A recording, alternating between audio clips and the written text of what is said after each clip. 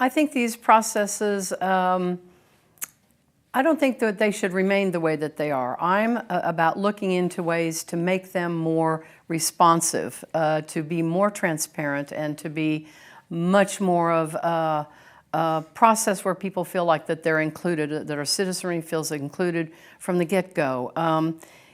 Don't forget that since I served on City Council for 8 years, I have been in 200 City Council meetings and over 400 council luncheons, and that's not to mention all of the special meetings that council and city staff has together with us.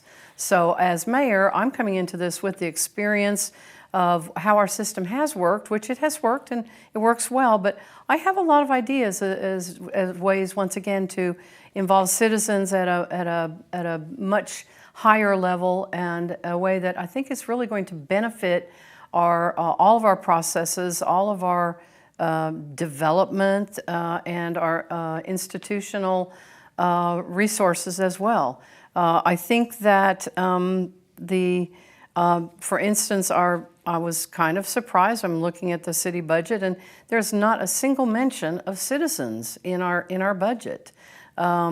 We have to rethink how we do things. We have done a really good job of really legislating from the top down, and I am here to say to my citizens and my neighbors that I'm here to try to reverse that process, and I think it's an exciting prospect. A citizen-led, and I think sociability and a social city, I think is what we would like to be known as. I know that's what I want for my city, and that's also why you should vote for me for mayor.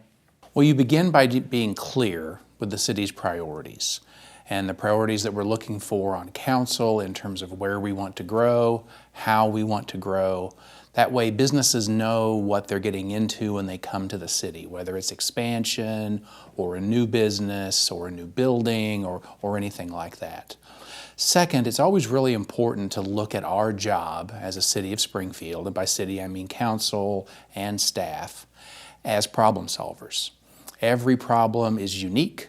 Every problem has different facets to it, and I think the key is to see how can we solve this? How can we get the user where they want to go, or as close to where they want to go as possible, while staying within the boundaries that we have as a city government with city code and the city charter. Business-friendly practices aren't just a keyword with me or a saying with me.